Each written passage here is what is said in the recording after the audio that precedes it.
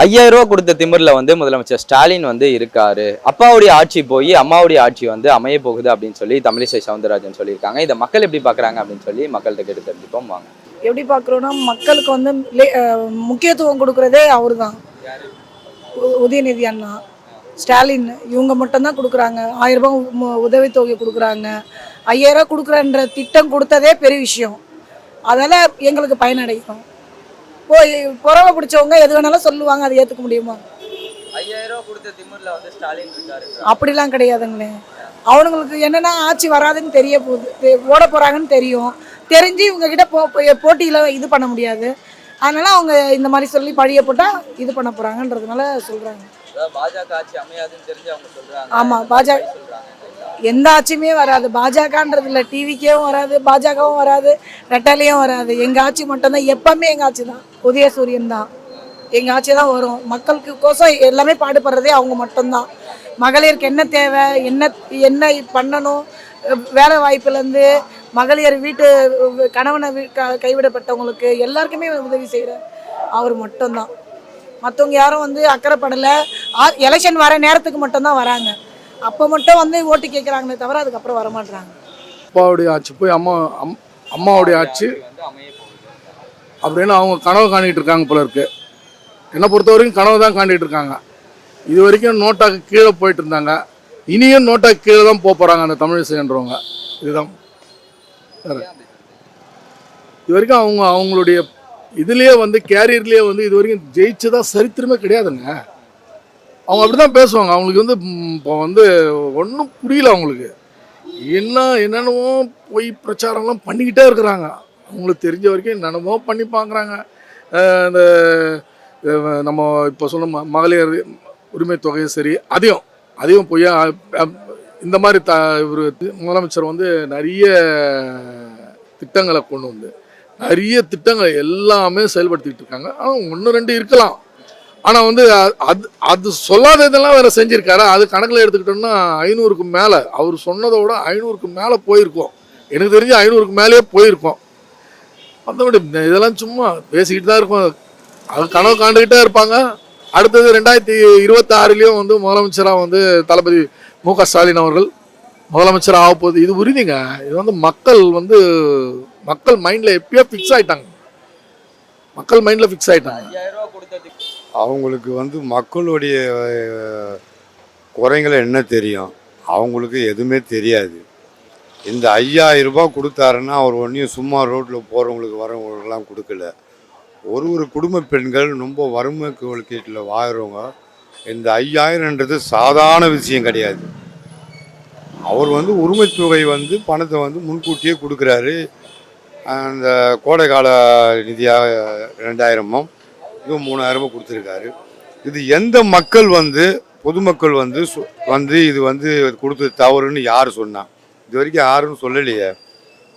இந்த அம்மா எப்படி பேசலாம்? இந்த அம்மாவுக்கு என்ன தெரியும்? அப்படிலாம் ஒன்றும் திமிர்லாம் அவர் வந்து நம்ம 5000 கொடுத்துட்டோம், நாங்கள் வந்து கெயிப்போம்லாம் அப்படிலாம் கிடையாது. நாங்கள் வீட்டுக்குள்ளே உக்காந்துன்னு இருக்காரு அவர். இல்லை வந்து அந்த அம்மையார் ஆட்சி வந்துடுன்னு சொன்னாங்களே, அந்த அம்மையார் மட்டும் கோடை நாட்டில் போய் உட்காந்துட்டு இருக்காரா? அதெல்லாம் இல்லை. மக்களோட மக்களாக கலந்து மக்களுக்கு என்ன ஒன்று அவங்களுக்கு என்ன தேவையோ அதை அவர் தேர்ந்தெடுத்து அவர் செஞ்சுன்னு இருக்காரு. இதில் எந்த ஒரு தவறும் ஒன்றையும் இதில் சொல்கிறதுக்கு வாய்ப்பு இல்லை. இந்த ஆட்சி வந்து அருமையான ஆட்சி நடக்குது. மீண்டும் அவர் தான் வரணும். அவர் வந்தால் தான் தமிழகம் நல்லா இருக்கும்.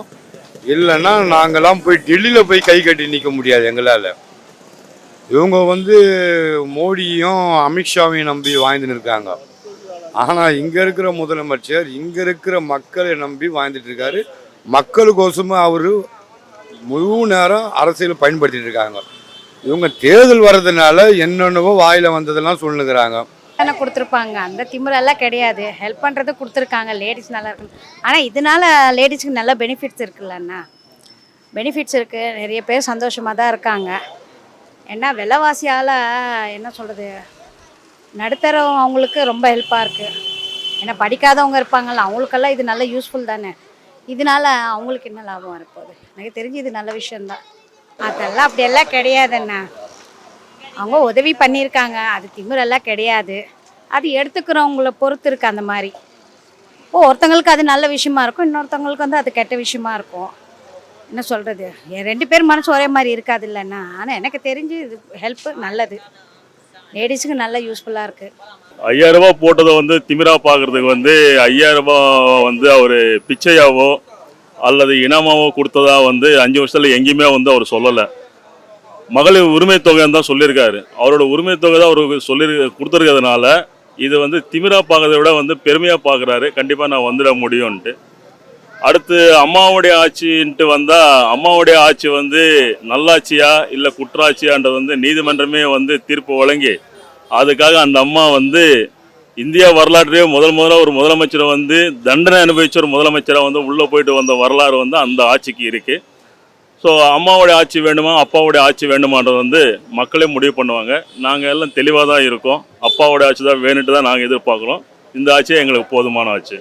இப்போ முதலமைச்சர் 5000 ரூபா கொடுத்துருக்காங்கன்னா மக்களோட மேம்பாட்டுக்காக 5000 ரூபா பணம் உதவி கொடுத்துருக்காங்க. உரிமை தொகை 1000 ரூபா அப்படிங்கிற கொண்டு வந்ததே வந்து திமுக அவங்க தான். இப்போ அவங்கவுங்க ஆட்சியில் என்ன சொல்கிறாங்கன்னா, நாங்கள் வந்தால் அதை விட 500 ரூபா கூட கொடுப்போம், 2000 ரூபா கொடுப்போம், ஒரு சில கட்சியெல்லாம் வந்து நாங்கள் 2500 ரூபா கொடுப்போம் அப்படின்னு சொல்லிட்டு இருக்காங்க. இதோட ஆரம்ப புள்ளியே வந்து திமுக தான்.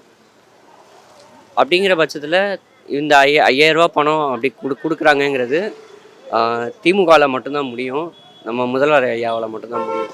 5000 ரூபா கொடுத்ததுங்கிறது மக்கள் உதவித்தொகை தான். அது மக்கள் உதவிக்காக கொடுத்த 5000 ரூபா. அது அவர் ஜெயிச்சிருவோங்கிற திமிரு அதெல்லாம் கிடையவே கிடையாது. எடப்பாடி வந்து 1000 ரூபாய் சாத்தியமாகுதுன்னு சொன்னார். இப்போ வந்து 2000 ரூபாய் தரேன்றாரு. அது சாத்தியமாகுமா? முதலமைச்சர் சிஎம் வந்து சொல்லிக்கிறாரு.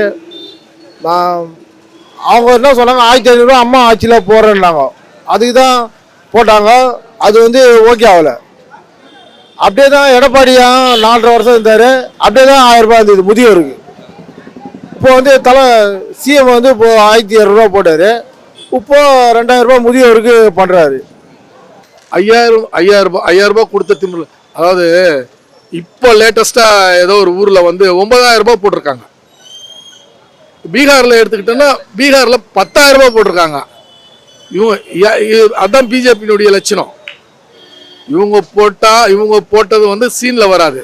இப்போ நம்ம போட்டிருக்கோம். நம்ம எதுக்காக போட்டோம்னா, இந்த 3 மாதம் வந்து தேர்தல் அறிவிச்சிட்டாங்க. May June July March April May இந்த 3 மாதமும் போட முடியாது. இந்த 3 மாதம் சேர்த்து 3000 ரூபாய், அது ஒரு கணக்கு, அது கிளியராக காட்டிட்டாரு.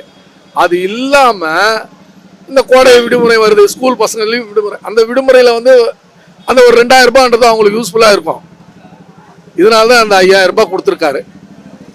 ஏன்னா அவங்க மேலே ஆல்ரெடி ஒரு கேஸ் இருக்குல்ல, அதனால அந்த ஒரு நம்பிக்கை இல்லை. ஏன்னா ஜெயலலிதா அவங்க இருந்த வரைக்கும் எந்த பிரச்சனையும் இல்லை. அவங்களுக்கு அடுத்தது அது எல்லாமே அவங்க வந்து என்ன பிரச்சனையாக தானே போச்சு. எதுவுமே நல்லது பண்ணது மாதிரி இல்லையே, ஒரு நல்ல விஷயம் எதுவுமே இல்லையே. ஜனங்க என்ன எதிர்பார்க்குறாங்க, எல்லாருக்கும் நல்ல விஷயமா இருக்கணும், அதுதான் எதிர்பார்க்குறாங்க. வேறு ஒன்றும் கிடையாது. நான் பெரியவங்க நீங்கள் பெரியவங்களாம் கிடையாது. எல்லாருக்கும் நல்லது நடக்கணும். அது யாராக இருந்தாலும் சரி சப்போர்ட் பண்ணணும், அதுதான். இப்போ அவர் 2000 ரூபாய் தரேன்னு சொல்லியிருக்காரு. யாரு? எடப்பாடி பழனிசாமி. இவர் 2000 கொடுத்துட்டார். நான் வந்து ஆட்சிக்கு வந்தால் 2000 தரேன்றாரு. திமுக ஆட்சியில் அந்த 2000 கொடுத்துட்டாங்க, அவ்வளோதான், தொடரும். மீண்டும் அந்த ஆட்சி வந்தால் அந்த 2000 வாங்க போகிறாங்க. இவர் ஆட்சி வந்தால் தான் 2000 கொடுப்பேன்றாரு. ஆல்ரெடி 2000 கொடுத்தாச்சே, வேற என்ன 10,000 அவர் கொடுக்குறேன்றாரு. எடப்பாடி நான் ஆட்சி வந்தால் கொடுப்பேன்னாரு. இவர் ஆட்சி வராமையே ஆல்ரெடி 2000 போட்டாச்சு. ஆல்ரெடி இப்போ 2000 அடுத்த இதில் வந்து 2000 வாங்க போகிறாங்க. அவங்க ஆட்சி வந்தால் தான் கொடுக்கணும் இல்லை, ஆல்ரெடி அவர் கைது போட்டு 2000 ஓகேன்னு இது பண்ணிட்டாரு. அதுக்கப்புறம் என்ன அவர் சொல்கிறது வந்து, எடப்பாடி வந்து அங்கே டெல்லியில் போய் கை கட்டி நிற்கலாம். அவர் வந்து அங்கே டெல்லியில் சொல்கிற பேச்சை தான் அவங்க வந்து அப்படியே இங்கே சொல்கிறாரு. அவர் சொந்த கருத்து எதுவும் கிடையாது. நாங்கள் தமிழ்நாட்டில் வாழுறோம். அது வந்து கரெக்டாக போடுறாருங்க. அவரால் பண்ண முடியாது, எடப்பாடியால். இவரு பண்ணுறாரு. 3 மாதத்துக்கு 3000 ரூபாய். அது வந்து பிளாக் பண்ணுறாங்கன்ட்டு, இது பண்ணுறது மக்கள் வயிற்றில் அடிக்க போகிறாங்கன்ட்டு இவர் தெரிஞ்சு எப்படியோ 2000 ரூபாய் ஒரு எக்ஸ்ட்ரா போட்டு கொடுத்துக்கிறாரு.